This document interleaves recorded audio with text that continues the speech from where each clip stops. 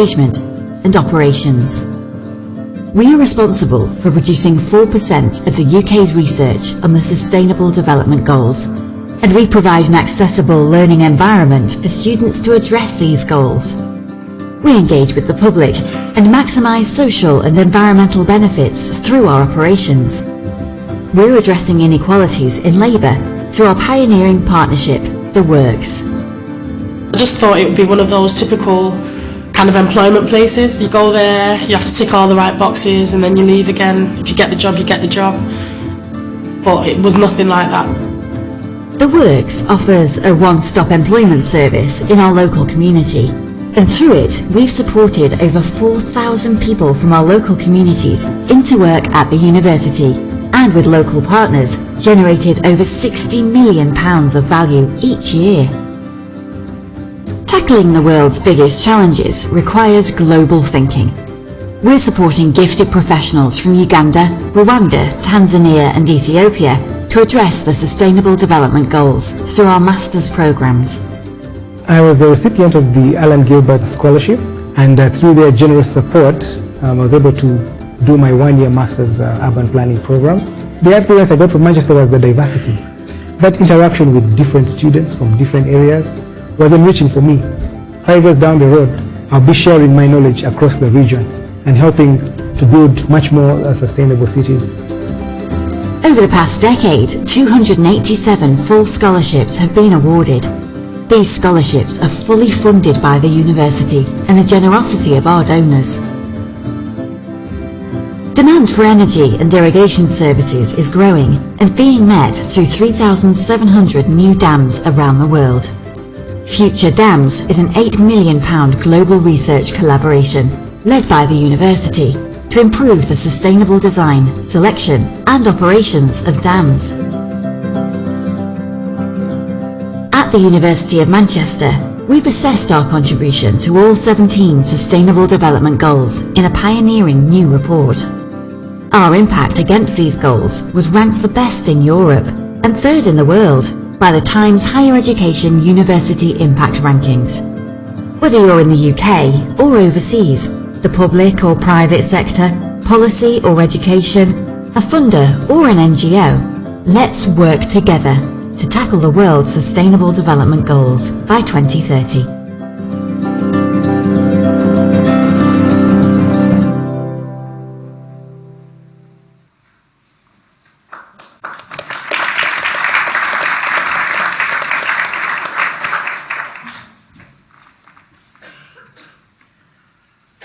So, I hope you enjoyed that fantastic video, and thank you so much, James, for that introduction. It's really highlighted the challenges that we face and that we collectively must engage with.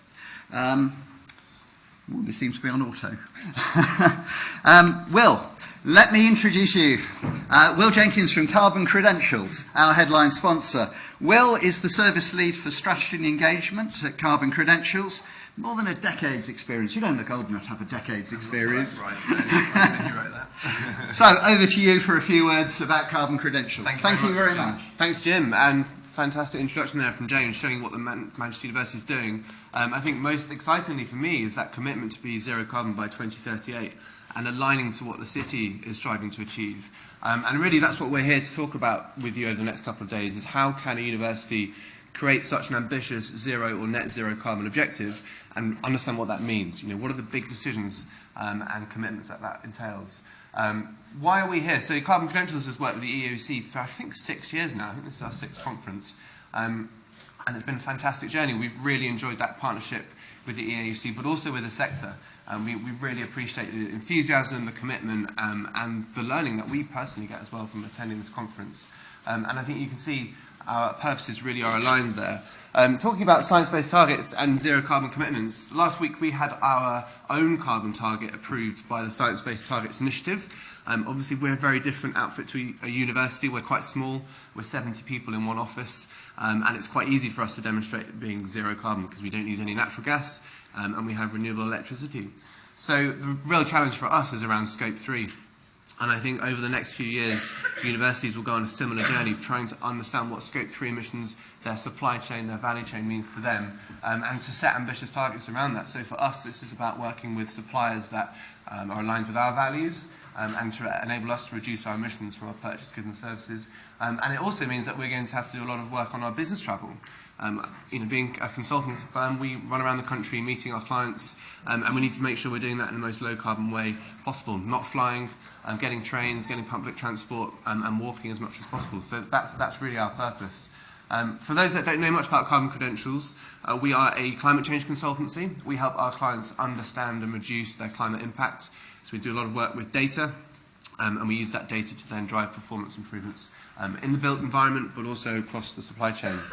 I think James alluded to this really, but the last year has been an absolute fantastic improvement right across sustainability as a whole, but particularly around the climate movement. Greta Thunberg and the work that she's done, I think we can all be very proud of the impact that that's had. But more importantly, right across the spectrum, there's been a huge movement towards looking at net zero and science-based commitments. And I think this conference is very well timed, being 1 week after the government's legally binding commitments to be net zero by 2050. And it's really now our job to understand what that means. Practically, what are the things that we're going to have to do within our institutions, within our organisations, to be aligned with that commitment. And 2050, in my eyes, is the minimum standard. We need to be bringing that forward and showing leadership. So the UK's Committee on Climate Change report that was published a couple of weeks ago kind of goes into that in a little bit more detail. And also the climate pledges that institutions are making show that the sector is committed. I think some of you will probably recognise your names out there. Well done if you are. If not, I think maybe there's an opportunity for you to use your influence in your institutions so that your name's on that slide in the future. But as I mentioned, the Committee on Climate Change report was published in May. It set out what the UK needs to do to be net zero by 2050. And I think there's a lot of information in that report that we can all learn from and use to our advantage. So the big things that it's told us is that we need to be 95% renewable power by 2050, but we need to increase our power capacity by 4 times. So this is not just about offsetting the power that we currently use, this is actually about massively upscaling our power generation to meet up with the demand from electric vehicles and also electric heating. So that's a massive challenge that we've got to get our head around. Low carbon heating, that's going to be the big challenge I think over the next 10, 15 years. I think power, we know what the technologies are, we know how to decarbonise power, but heating is a tricky one. Lots of different options depending on your situation. Are you looking at electric heat pumps? Are you looking at hydrogen and biomass in there as well? So the commitment there, the most relevant for you, is 100% of non-residential buildings heated from low carbon sources by 2050. So the buildings that your university is building this year, next year, are they going to be zero carbon and are they going to be in line with that commitment? I think there's a lot that we need to do there. It also affects our imports, the way that we ship goods around the world, and also our meat and dairy consumption. We need to bring that down by about 20% in the next 30 years. And finally, I think what I learned from that report was the need for carbon removals. And I think this whole net zero conversation allows us to think about removals in a different way. Carbon offsets is maybe not the most, it's got a bit of a bad rep. I think most people would say let's not go down that route, but we do need to remove carbon from the atmosphere. A tree is probably the most efficient way of doing that. And we need to be planting, I think the figure is about 200 acres a day over the next 30 years. To put that number at the bottom right-hand corner in context, our UK emissions that was about 35% of UK emissions in 2017. So we need to be offsetting about a third of our current greenhouse gas footprint through capture and storage. I think the message that I really want to leave with you this morning is that we know what the objective is, we know what the science is telling us about how to get there, but time is really running out. I think when I was working these numbers out the other day, it was quite shocking. Since the Paris Agreement, we've used 11% of the time we have between 2050. So now, every 4 months, we're using 1% of the time we have left. And 2050 is really way too far in the future. We need to be making these changes in the next 5 and 10 years so that we're bringing global greenhouse gas emissions down by 45% by 2030. That's the objective. That's what we're here at Carbon Credentials to talk to you about. I want you to use your influence so that you're having these conversations in your institutions with your students, with your leadership teams, and it's a really exciting thing to talk about.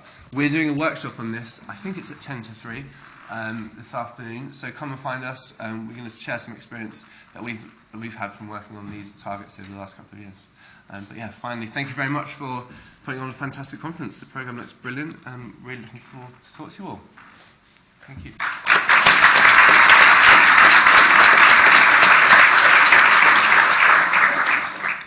Thank you, Will, and our thanks again to Carbon Credentials for headline sponsoring of this event. Now, we're moving on to our first panel, and could I ask all our panellists to come and join, come and take the seats at the front, and I'll just introduce how this is going to run. Greater Manchester has this really bold ambition to be carbon neutral by 2030. The Mayor, Andy Burnham, will be joining the panel as soon as circumstances allow. But for now, can I pass over to Phil Korbel from Cooler Projects, who has helped put together this impressive panel and who's going to chair the panel from this point onwards. Phil, over to you. Thank you. Thank you very much indeed. Nice to see you all. Great to have you in Manchester. My name is Phil Korbel. I'm the co-founder of the Carbon Literacy Project, more of which in a bit. What we're going to try to do in the next hour or so is juggle, not literally, you'll be glad to hear, our VIP, our more important person, Andy Burnham, is due sometime between now and 11. So there's an element, is this chaos theory? I don't know. It's going to be interesting. Think of us as Andy appears or doesn't. What we're going to do is introduce the panel. There'll be a brief reiteration of what's happening here in Greater Manchester, and that will be our starting point for a discussion of how your sector can react, influence, and enhance this sort of thing. That's what we're trying to do. I used to have a life in radio, which is very useful for this sort of on-air juggling, as it were. And this comes in as news just in. I hear on good authority that an organisation that will be known to you, called People and Planet, have occupied the corridor outside the Vice-Chancellor's office over there. This is on the cause of divestment. So to say that it's a live issue, you saw the little picket as you came in, it's a bit more than that. Live issue here and now. Let's introduce the panel. I'm going to ask each of you to introduce yourselves and also, just give us the tiniest potted history of what you do, but also reflect a little on this thing that must occupy all of us, I think, these times. Gosh, wow, etc. Are they here to stay? So there's no right or wrong answer to that. I'm interested in an opinion. So if we could just work down the line, tell us who you are, a bit of what you do, and are these times, these extraordinary times, here to stay? Okay. So my name's Emma Gardner. I'm Head of Sustainability here at the University of Manchester. So me and my team, we work across the university, closely with other kind of key people in the university, our staff and students, to look at the strategy of the university. We help support and advise on the most sustainable infrastructure, and then support some of the elements of behaviour change and culture change that's needed to deliver kind of more sustainability across the university. So I certainly hope these times are here to stay. I've been working for a long time in this sector. I've worked for public and private companies in the UK and all around the world, and it certainly feels different now, which is great. So I do hope the conversations are different. Instead of the doors being closed, they're kind of, in some areas, creaking open, and other areas fully open. So it's great that, and we can really start to engage on the right level. When we kind of first heard about the commitment from Manchester, it was like, great, right, come on, let's get going and kind of like roll our sleeves up. But you know, we're a small team here at university, so it's like, what do we do? How do we use our influence? How do we bring kind of like the right people to the table at the right times, and how do we work with some of our colleagues who have better influences in different areas, kind of like to work on our behalf. So it's going great. Which we'll discuss further. Thanks very much, Emma. Good morning, everyone. Can you hear me? Yeah, okay. I'm Helena Tinker. I'm the Head of Environmental Sustainability for the university just down the road, Manchester Met. Again, very similar to Emma, have a small team, very similar role and responsibilities. Waste, energy. We actually sit in the estates team, which some of you will be very familiar with, can be a barrier but then also an advantage.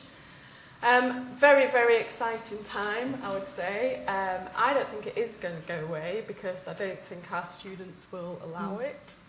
I think there is an expectation now from our students that this is part of business as usual. So yeah, exciting times and look forward to the future. Good. Lizzy.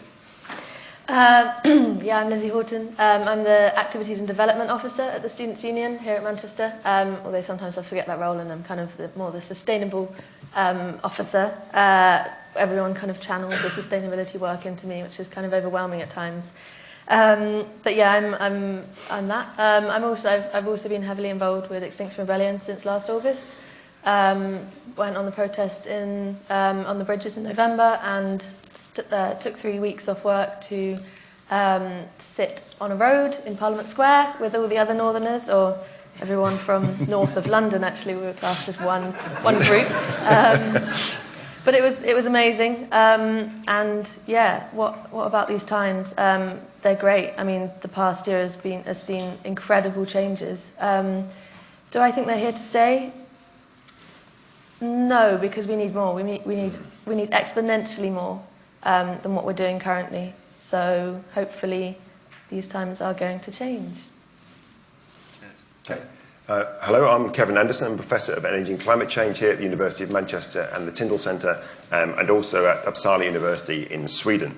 I primarily work on translating the Paris Agreement through the science, through the technologies, through the social science, through the culture and the philosophy, into what that might mean to us, for us as a community, whether that's at a national level, at a regional level, at a university level. And I should also add that I used to design and build offshore oil platforms, so that's quite an important part of my past that does inform my thinking. Do I think these times are here to stay? I hope not, in some respects. I think Greta Thunberg, Extinction Rebellion, these are all really very positive moves. I think the net zero report from the Committee on Climate Change and the announcement from Theresa May are incredibly unhelpful. They are, as you say, we need exponential increase from where we are today, and they are locking in the 20th century mindset. Whenever you hear people talk about climate change, be very concerned about the word net. As soon as you see net zero, net is Latin for let's hand on the responsibility to the younger generations tomorrow. That's what net means in Latin. So be really cautious whenever you see that form of language. So there are elements of what we're hearing today I want to see continue, but unfortunately I think many academics who work on mitigation have abdicated their responsibility and have been co-opted by the status quo. And that side I want to see change. I want us to go back to scientific integrity, not what is politically convenient and palatable. And that's what I think, unfortunately, a lot of academics have done, have reneged on our scientific integrity over the last 20 years.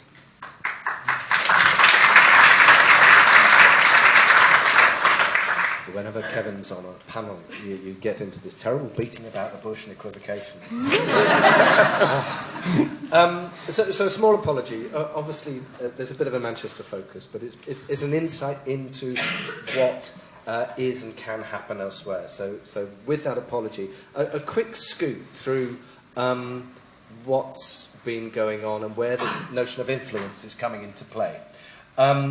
In early 2017, we got a call from an up-and-coming politician's office. A guy called Andy Burnham was running for office as the first elected mayor of Greater Manchester. He wanted a workshop on climate change. And as part of that workshop, he got to hear from the then head of Manchester Tyndall Centre, Professor Alice Larkin. who, it must be something in the water at Tyndall, but was similarly unequivocal about, well, you don't need to tell you this, do I, folks?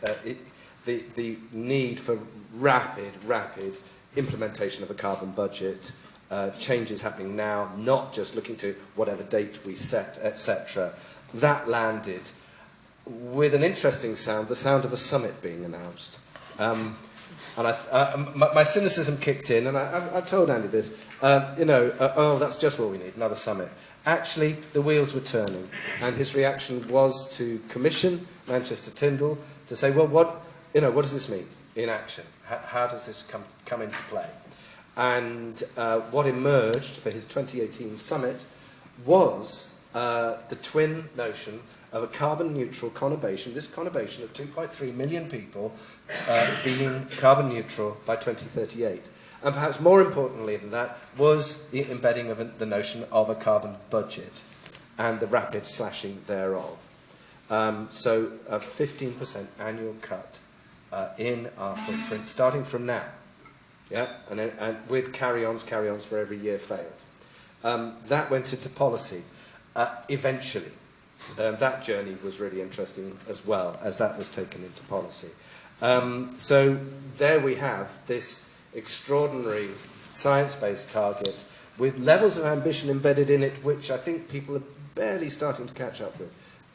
But, I mean, we're starting with something pretty damn ambitious. But we can discuss its pros and cons in a minute. The other thing that's going on where this sector has come into play is my project, Carbon Literacy, which you are going to be hearing a lot more of in the coming year. It's a framework for an accredited day's worth of training, a very action-based training that anyone and everyone can do. Manchester Metropolitan ran the first accredited training for students ages ago. So they absolutely got the ball rolling for the sector.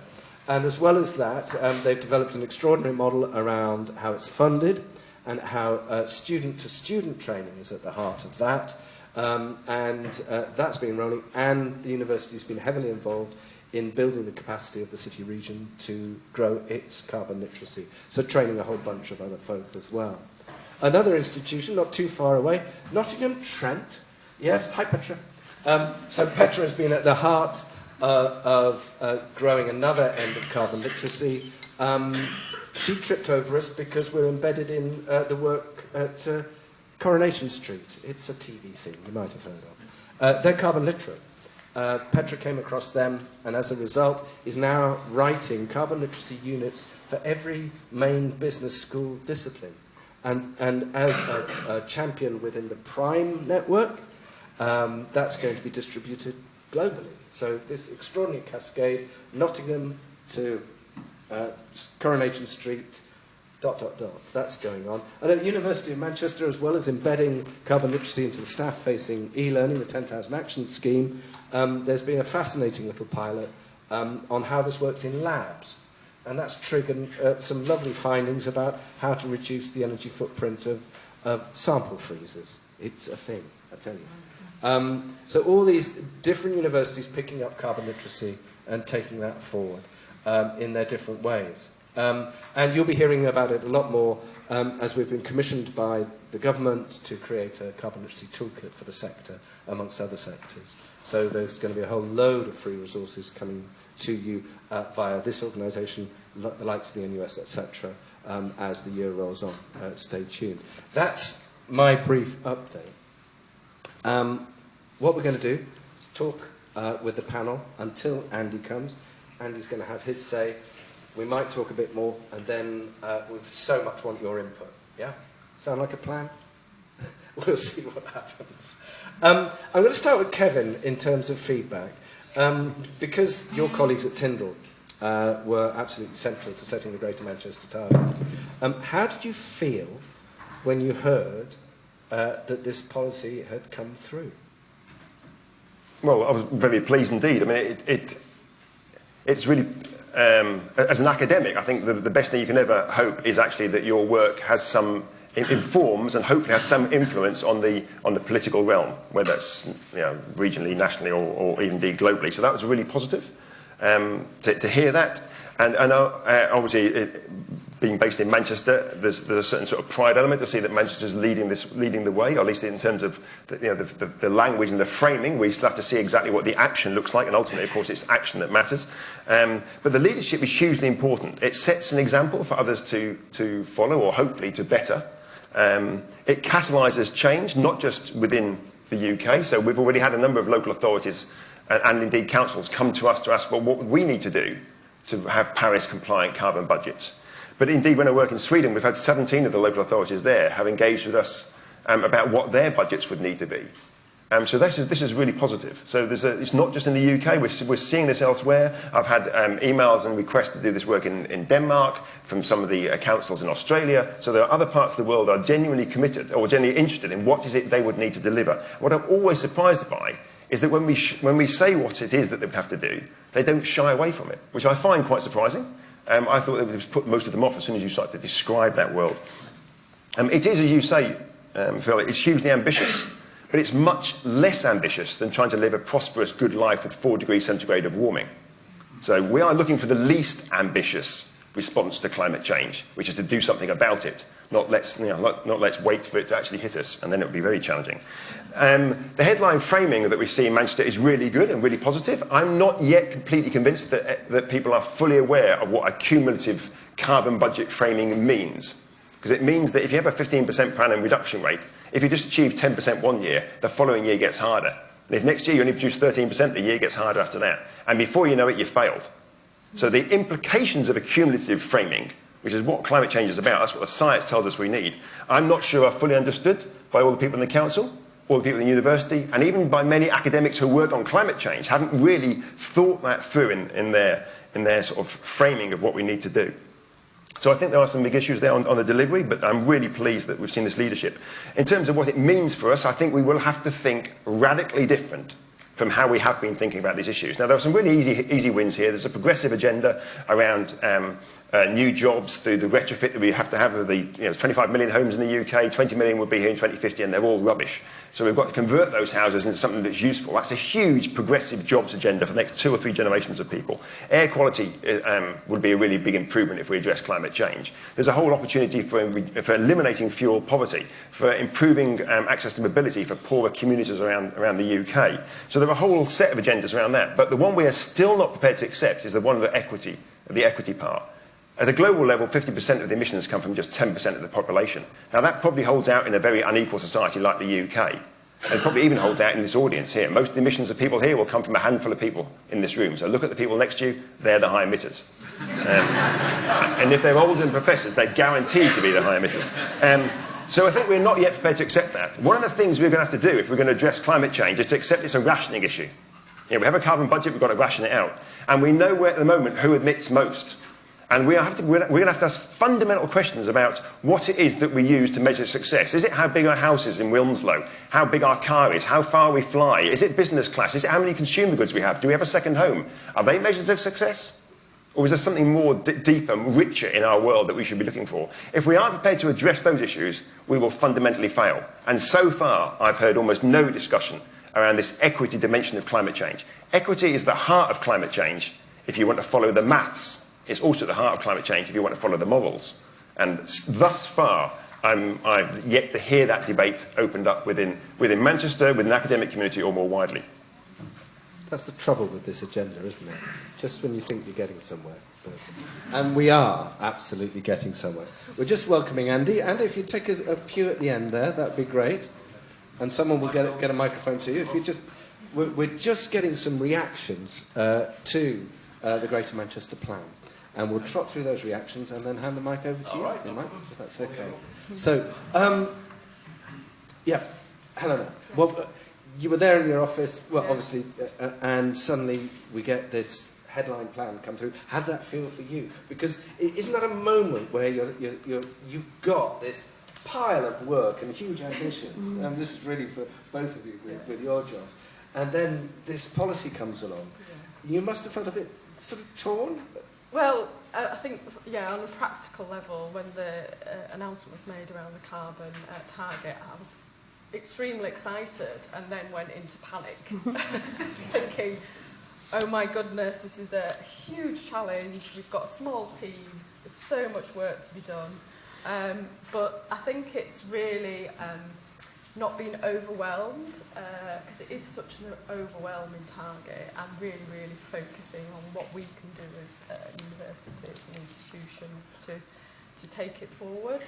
I think as well we were asked quite quickly to sign up to the target, and my first thought was, how on earth do I get this through the governance structures of a university, which is always a challenge.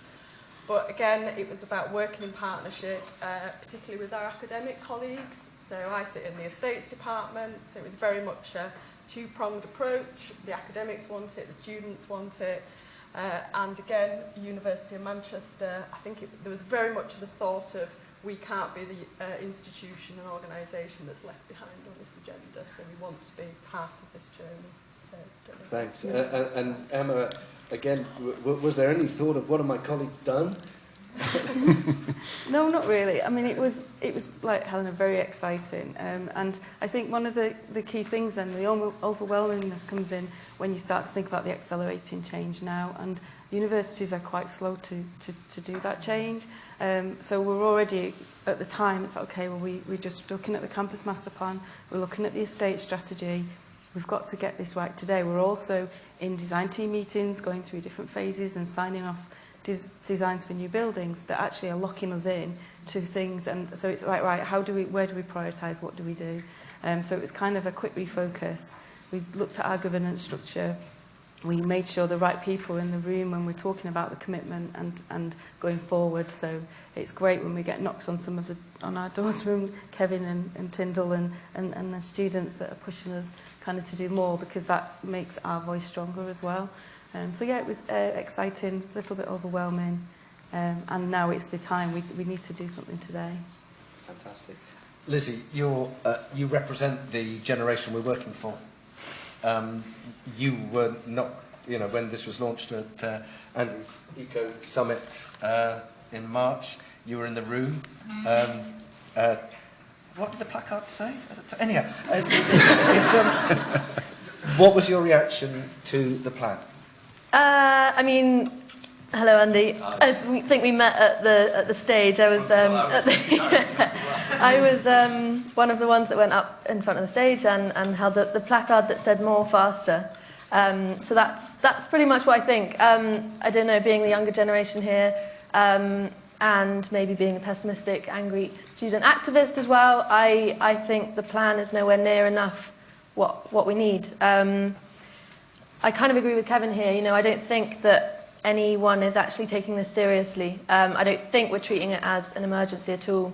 There were children up on the stage at the beginning of the Green Summit, and they were talking about their futures, and 2050 is really not far away for anyone. In fact, I just realised the other day that it's 30 years away, and I was like, what? And the first graph that we saw in the Greater Manchester Plan, 5-year plan, was that the Tyndall budget was nearly half the scatter target that the Greater Manchester Combined Authorities has set itself, according to the Paris Agreement and according to this budget. And to have children up on stage was just, I don't know, it was just, how can we, what sort of message are we sending them? To say that, this is a challenge, yes, it's an incredible challenge, we're going to have to work seriously hard, all of the universities, all of the leading institutions, but actually we're not going to get there, and we're going to get nearly double over what we need to get. So sorry guys. I think inaction now is killing millions of people around the world. It's bringing the target of human extinction ever closer. So for me, I'm loath to use the term, is it enough? Because I feel like it's not even anything. It's almost meaningless.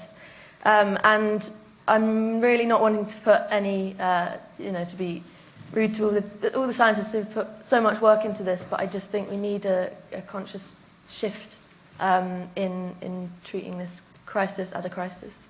Thank you, and we'll open up for more discussion on that in a minute. But as Andy's here, should we just, let's have a chat, if we may. Can you hear me? Do you want... Is mic on? Yeah. Yeah? Good, we're getting nods. No. Speak, Andy. Andy, what did you have for breakfast? Yeah. At the back of the room. Can you hear me okay? Yeah. Oh, you can. Great, excellent. Andy, we told the story of how the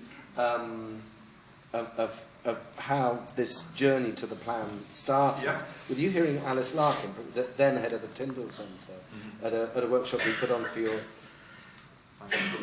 we put on for your election campaign. Can you remember how you felt when an eminent scientist says, we've got to do this thing very, very rapidly? It's, using the technical term, gobsmacking.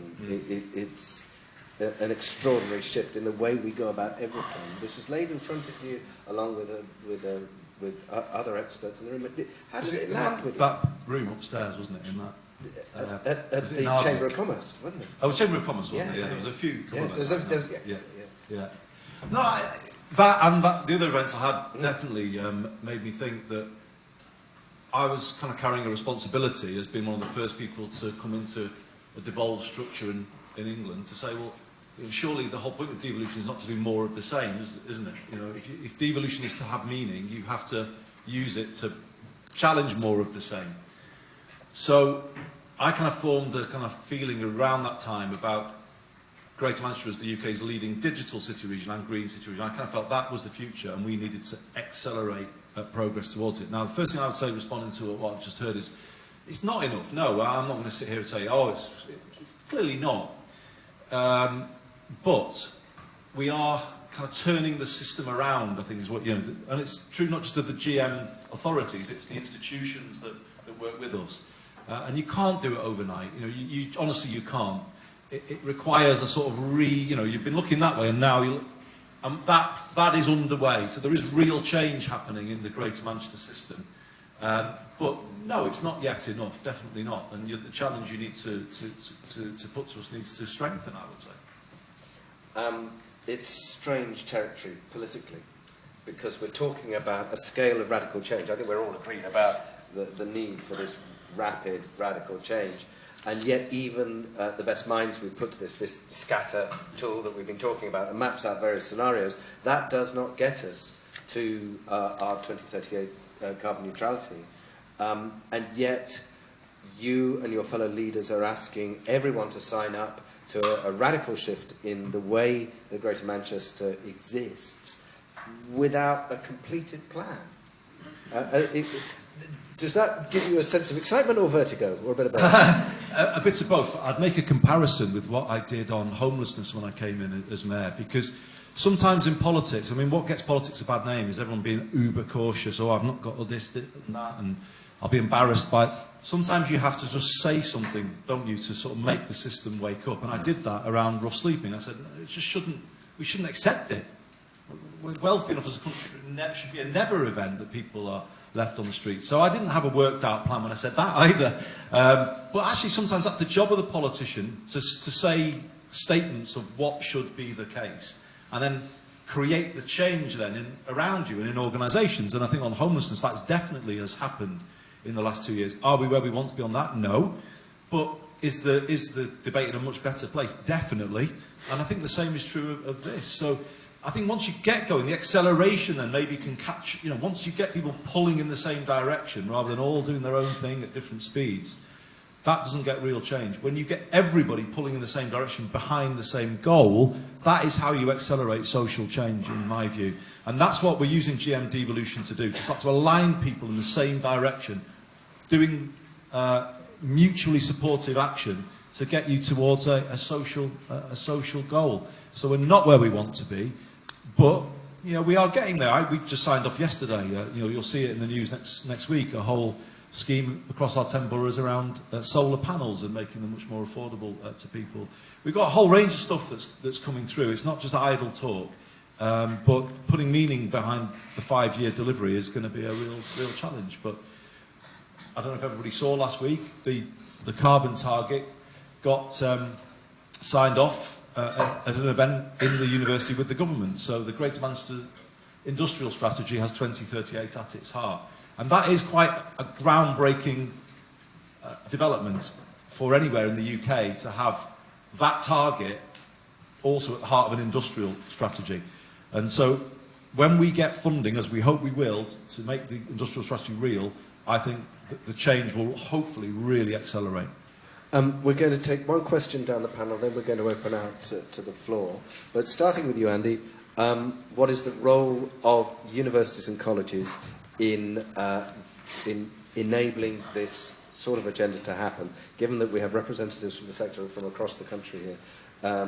What do you think the role of this sector is in doing this? I think you've got to lead the debate, because you know the research and the evidence better than any of us. And in many ways, the Tyndall Centre did lead the debate for us. I don't think our efforts would have had the credibility that they've got were it not for the work that the Tyndall Centre put before us. But having presented the evidence, of course, you then need to challenge the institutions. You know, once you've helped provide the evidence, you know, it's right that you do provide that kind of strident challenge. And I'm going to put a challenge back to all of you today. I think secondary school children are stealing a march on you at the moment. I think they're noisier than all of you. And I think the universities need to step forward a bit more. I think it's the even younger people who are the loudest voices in this debate at the moment. I spoke at the climate strike, the last one we had in central Manchester. I went out from my office to speak to them because I'm certainly supporting what they're doing. If others aren't, I am. You know, they are at the forefront of this change, and I think universities need to catch up with them a little bit. If I could throw a little challenge out in your direction as well. Tusk. Emma, the role of universities in this sector in doing this, and the advice you'd give to people in your shoes when their area comes back and says, right, we've got this big policy. So I guess it's very much about what the influence of our research and how that can create change. Our student voice, over 30,000 students, over 12,000 staff, very, very powerful, and yes, we should be using that more. One of the things that we've done is like the partnership work that we can do along the corridor and working with Greater Manchester Combined Authority, and how we can start to try and request and push for some policy change to support us. So if we're looking at 2028, can we not get that a bit sooner, because that would help our jobs when we're looking at designing some of these buildings. And very much about kind of keeping talking and the partnerships that we can do. Everyone does really great jobs here, so kind of like the advice I can give, it's very much about where you're positioned and what your areas of kind of influence are and how you use that. What we do here very well is we link strongly with the Office for Social Responsibility. It's great having such a high position on the senior leadership team. Having like that, the VP, that really helps us. And you know, we work very closely with colleagues on the corridor. And for us, it's kind of creating that partnership, working with our researchers and our student voice. So we have a great programme through the Ethical Grand Challenges where all our students can get access to half-a-day learning. And yeah, that's worked really well for us, and hopefully we'll continue to do so. The corridor is not the stretch of carpet outside Emma's office. It's a long-functioning partnership between the major institutions up and down Oxford Road. So it's breaking out. The hospital, Bruntwood, which are one of the biggest landowners, and the council as well. And another university called Manchester Metropolitan, is it? Yeah. So, your advice to... It's quite, when you're in a university, sometimes you might only be the one environmental manager, especially for the smaller institutions, and it's sometimes you feel quite alone. So I think my advice would be make friends and collaborate as much as possible. I mean, EAUC is a fantastic platform to do that. But I think since the announcement, we've been working together much more closely. Because we feel like it's such a huge challenge that we can't do this on our own. So, yeah, collaborate and make sure you work in partnership with people who are on the same agenda as yourselves. Kevin, the role of academics in catalysing, accelerating this. What do you think about that, and what advice would you give for fellow academics? I think academics actually in some respects have a very simple sort of remit. Do our work our research carefully and meticulously, completely disregard political economic sensibilities. That's not our concern. It is Andy's concern, quite rightly, but it is not our concern as academics, and communicate our results bluntly. And that's broadly our job. We have failed on that.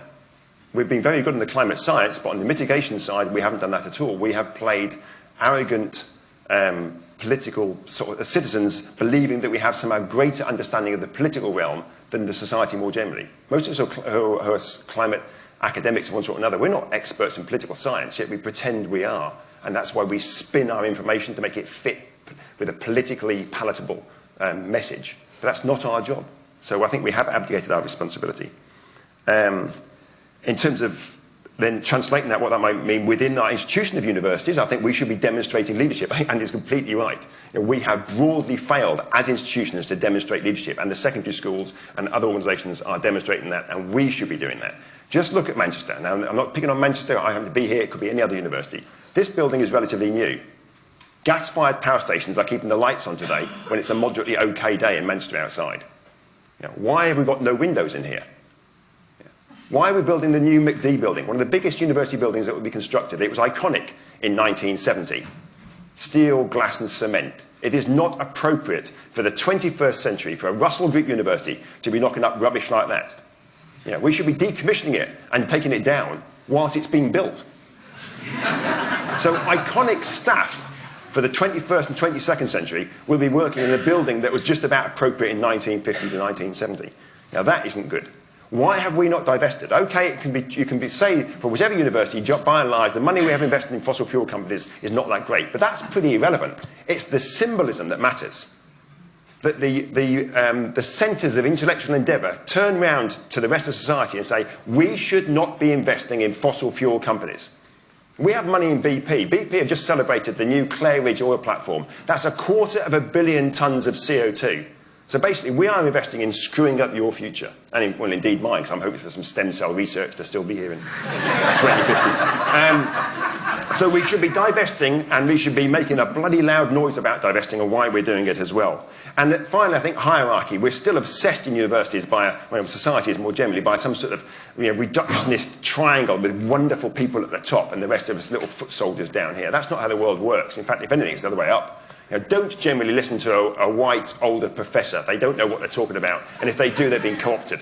Listen to the researchers. And disturbingly, I hear this at the major events I go to on climate change, how the researchers are, and often the NGOs, are being silenced by senior people in their organisations.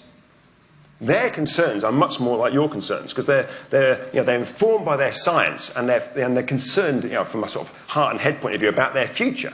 But they are being quiet, they're kept quiet. You mustn't rock the boat. You must say things that fit within the current status quo. That's not our job as academics.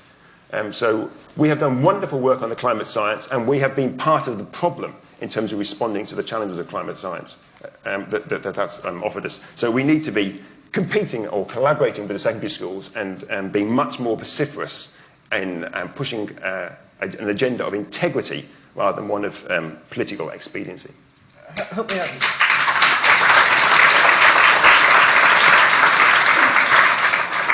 Lizzy, I just need a point of information. The climate general strike, is that the 21st or 27th of September? The 20th. Yeah, sorry? Friday the 20th. Friday the 20th. The Earth strike is 27th. So, okay, we have two big days in September. Just saying. Lizzy, your advice to the people in this room, to fellow young folk who are pushing for greater action on this? I mean, you stole all of what I was going to say. All that and more. I totally agree with Andy. You know, universities are historically the place where change happens in so many instances. We need to be driving this change. We need to be stepping up. We need to be democratizing universities. You know, they've become so much a kind of business now, what with the increase in fees, and we need to be listening to the students. We need to be collaborating with staff and students. You know, the picket outside is staff and students and PhD students, and we're all getting together. You know, I've been working on trying to bridge this gap between students and staff for so long, and you know, Emma's been amazing at that, and kind of trying to get the students' voice heard as well. We need to be doing that. we need to be like just treating it as an emergency. I think stop continuing with business as usual and completely radically change the way we look at every single aspect of life and of education and of everything. We need to be bringing the targets forward by an incredible amount, 2025 I'd suggest, not that I'm biased by Extinction Rebellion's demands. We need to be declaring a climate emergency. Without that, I don't think we're treating the issue as the crisis that it is. And again, I'm just going to be a little bit biased. We need to be joining the rebellion on the 7th of October. Take 2 weeks off work, come and sit on a road. It's incredibly fun and it's incredibly powerful. And I'm not saying that Extinction Rebellion is everything and it's perfect, but it's currently all that we've got, in my opinion, and in this country. So, yeah, be bold. I hear those.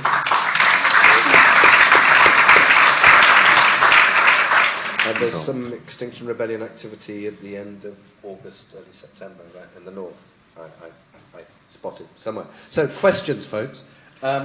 Yes, Helen, please. Yeah, Helen, sorry. I do think there's a huge piece of work around education for staff and students and citizens in Manchester, because it's so complex, this agenda. And I do think you link into the work that we do with carbon literacy. We've trained 1,000 students. It seems once they feel informed and empowered to take action, it really, really makes a difference. I do think there's a huge piece of work there across our institutions, but across Manchester as well, that we need to pick up collaboratively. There's a notion of breaking out of your specialism. Well, we've got a room full of environmental professionals. You know, how much more effective is your work going to be when it breaks out of the environment niche and it becomes everyone's job? That's exactly what carbon literacy is about. We're starting that process. We trained a group of public sector chief executives for you, Andy, and seeing that penny drop with the chief constable, with council treasurers. But that's the thing, isn't it? Sorry, but I realise I want to go to the floor, but that is the thing. I think that's what we pulled off last week. The agenda has moved from, oh, we'll get round, no, maybe, and yeah, we know we've got to tick that box at some point about the environment. It's moved to mainstream mission of the city region, and that's the point. When people then embrace it as being in our economic interest to do this, our environmental interest to do this, our social interest to do this, that is when you start to change the whole debate. And I think we kind of, because we're not there at all, but we've now, our mindset has accepted that it's mainstream consideration in everybody's job, from me right through our public bodies, right through the councils, and hopefully to residents and everybody. And that, I think, is what we're saying. You know, Greater Manchester has been an industrial pioneer in its past and a social pioneer in its past. And this is about kind of being true to our historic mission. It's why I was just kind of really, you know, I thought the government would knock us back on 2038 in the industrial sector. They've probably not got the power to do that at the moment, have they, to be honest. But it's actually just an important thing, isn't it? We've got meltdown in national politics, so you kind of have to work through the cities, I think. You know, if you want to achieve what you're both rightly calling for. So I kind of feel it's going to Bristol, it's going to London, it's going to Birmingham, getting them doing the same. Because if we're doing it on our own, it's probably not going to work, is it? I think building this out through the cities and city regions and the universities in those places, network of universities driving the cities on, that is how change is probably going to come in the next decade. Thank you, Andy. Let's get some quick questions in, and questions, not statements, please. And yes, I will come to you, Petra, but I feel as a work colleague, but let's prioritise someone else at the back. From the trade union, the ECU. I'm aware that EAUC is actually further and higher education colleges. Is there anybody else here from further education?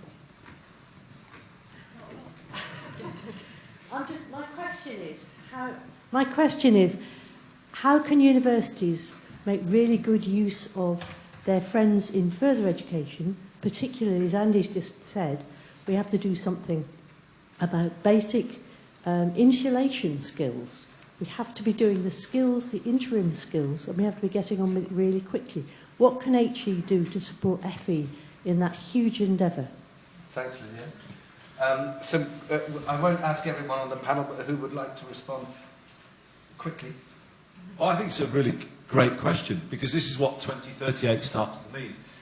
As a big stepping stone towards it, we have set 2028 for zero carbon developments in Greater Manchester. So no building will get planning permission after 2028 unless it's fully zero carbon.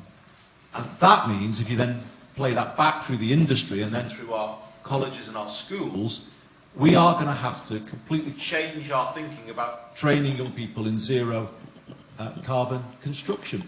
And this is where the environmental interest combines with the economic interest, because we'll then be training a generation of young people in skills that will then be in high demand around the country as other places catch up with what Greater Manchester is doing. And we give focus to technical education that often lacks. Now, this is where universities can help. Get the colleges really lined up behind an emerging area of the economy where there are real jobs for young people out there with technical skills, and that's how you can help. You know, the university working with the GMFE colleges to say, this is an area now you should be going. And what about retrofitting existing properties? I'm told if we're to meet the target for the existing housing stock, we need 5,000 people across Greater Manchester working on retrofitting of existing properties. And this is the argument, isn't it?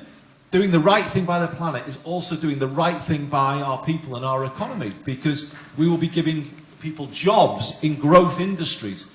And that's the kind of logic I kind of put to the GM system. This isn't about just doing the right thing, it's costing, but we'll just have to do it. This is in our economic interest. But the key for me is, if the HE sector kind of goes to the FE sector and says, train young people in this kind of stuff, because jobs of the future are here, and we're going to help you as FE colleges to get this workforce ready so that we can actually do this stuff, retrofit existing properties and build zero carbon homes of the future. And I think, again, to be challenging, it's probably the wrong university says, but don't be in your ivory tower here. Get out and into those FE colleges. Work as one education sector to rise to this challenge. Can I? That's it, yes. Good question. And I think there is a massive opportunity in Greater Manchester for myself and Helena and Beck from the University of Salford to work together with the colleges in Greater Manchester, and that's a responsibility because we work in really well together. So I think that's something we could maybe meet and discuss, and how we can provide that support. So, watch this space. Everyone wants to answer. Kevin, you raise your... Well, just quickly, that I should note that I spent the first 4 years of my education, post-school education, in an FE college in Hull, or Hull, if you come from that part of the world, doing my marine engineering apprenticeship. I think we also have to recognise that in FE, not only are they the people that are trained to do the things to actually bring about the action that we might talk about in the HE sector, but we also have to recognise that in that sector, these people are also very innovative. There's an arrogance often within the HE sector that we think we're the brains, we're the people that think about concepts and innovation. Actually, innovation is thought about at all sorts of levels. So there's lots of wonderful, innovative thinking of people actually hands-on doing things. When you work with your hands, you work with your brain. So the FE sector, to me, to some extent, also embodies much of where the innovative thinking will come from. It's the innovative thinking that will bring about change in how that action is played out. So let's remove some of the arrogance that we have in this differentiation between the HE and the FE sector. So Andy's quite right. We do not live in ivory towers. We should be working in collaboration with the FE, and we should recognise their value both for their practical skills and for their innovative capacity. Quick response, Liz. Yes, really quickly.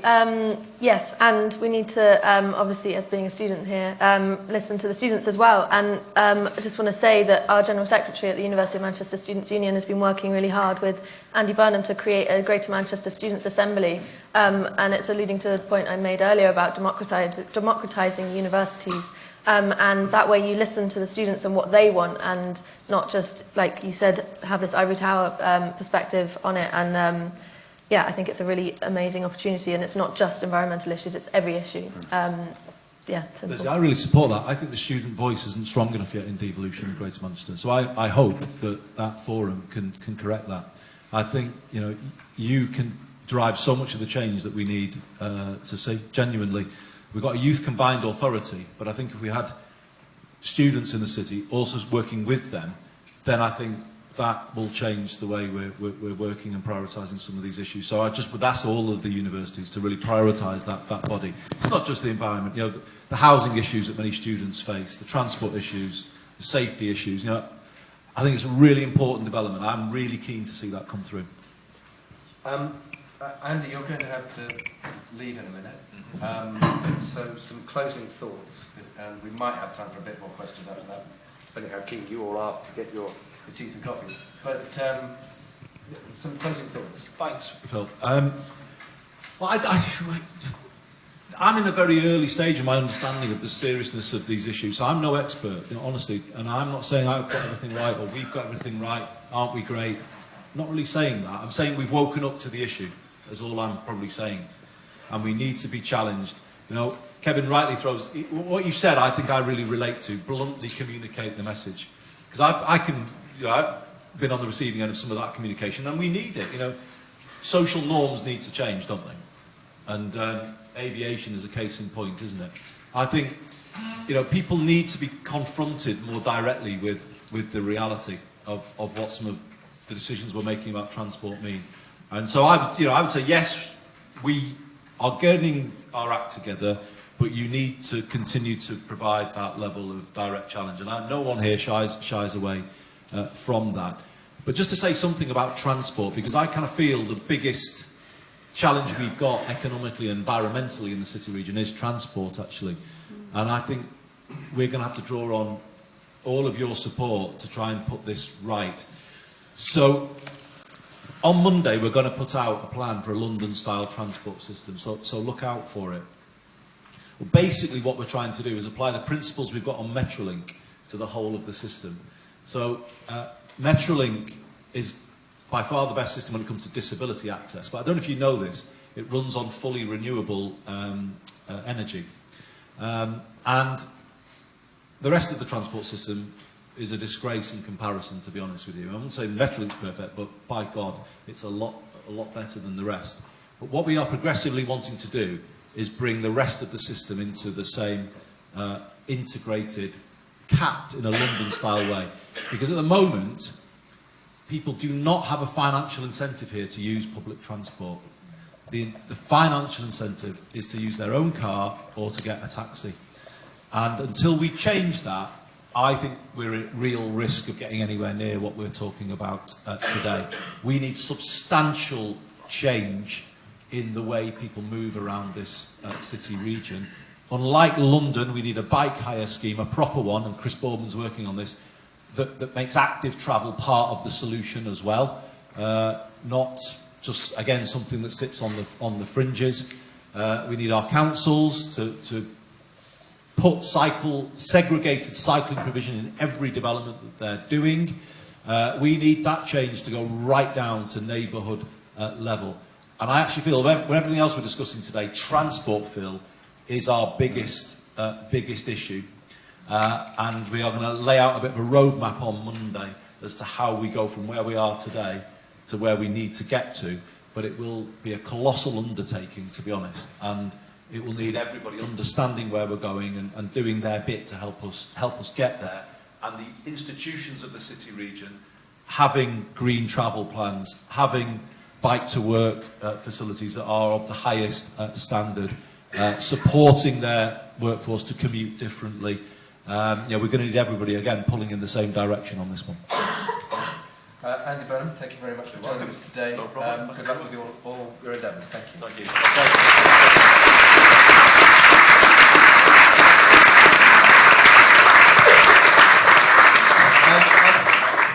I'm just wondering to the organisers if we are running to the 11 o'clock shut-off. We are. We're getting a nod on that. So that really is all we've got time for, folks. Guys, can I just announce? Yes, sorry. No time to talk to you individually.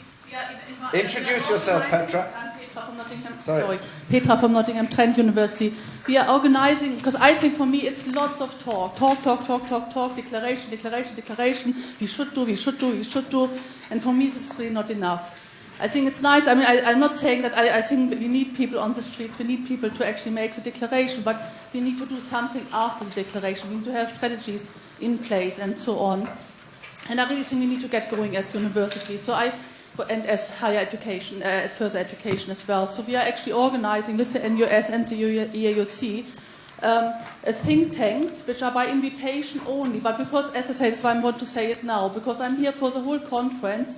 If you have something really exciting to share in a think tank on leadership, operation, research, education, or partnership with other people in the sector, we want to make roadmaps, we want to get a system overview for the sector, and we want to get roadmaps, please talk to me, because I don't know everyone, and I really want to have all the key people in the rooms there, that we actually do come to the action we have to do as university and as further education. And I mean, Chrissy is also, it's nice to meet you now in person, Chrissy. Chrissy is also coming, so you can talk to Chris, you can talk to Phil as well. Just make yourself known that you have really a solution, and it's about climate change mitigation. Because we are not interested in climate change to establish for the 30th time that climate change does exist. We don't want to have any researchers on climate change exist in the room. We want researchers only there for climate change mitigation. And the whole thing, everything is on mitigation, not on adaptation yet, hopefully mitigation. Yeah? Anyone is an expert in this, please do come to me or to any of the other two. Thank you. Thank you. Okay, well, thank you, Petra, but thank you, Phil, and thank you to the departed Mayor. Thank you, panellists. That was insightful, challenging. It did everything that we hoped it would do. There will be lots of people that will want to ask you questions over coffee. We'll come to coffee in a moment, folks. So I hope you'll be able to interact downstairs. What we have heard here, folks, is the power of partnership in a city region, and we have heard that municipal action can actually drive change. Maybe it's not fast enough, Kevin, but speed will accelerate, and it must do. The challenge to all of you, if you didn't take that from that panel, go back to your institution. Have you committed to carbon neutrality? Not net, to carbon neutrality. Have you made that commitment? Have you argued with your senior leaders? Have you talked with your city leaders? In Bristol, we have committed to carbon neutral 2030, and the universities are playing their role. We've set up an advisory committee that will help budget, and I know that you've offered your tool to Bristol to try and help the budgeting process. The two universities with others through the Green Capital Partnership working to make that change. You must do it too. Cities like Manchester and Bristol and the others can't do it alone. All of us, if we have any hope for 2050, frankly that's way too far in the future. If we have any hope, you must all act and work with the FE colleges, work with the schools, learn how to change the views. It's worked in Manchester, it can work anywhere. Manchester always leads the world, they used to say, and we have seen that. And I must put a little plug in for some work that when it was Manchester Polytechnic, there was a whole series of papers that looked at carbon jobs and the environment in Bristol. So don't forget some of that fantastic work that Manchester Polytechnic and MMU did. Yeah. So, thank you again. Let's give another round of applause. That was inspirational.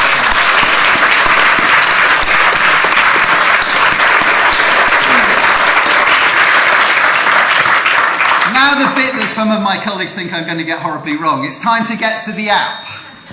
You have to make a little rating choice. So if you all go to that app and you click on the blue leaf, go to the agenda. When you've got to the agenda, you'll see that orange item that says Keynote, Greater Manchester Carbon Target. Click on that, you get another screen. At the bottom of that screen, you'll see a little icon saying Feedback. Click Feedback. And when you've done that, you should see some stars. And you now have your choice to give 1, 2, 3, 4, or, as I have already done, 5.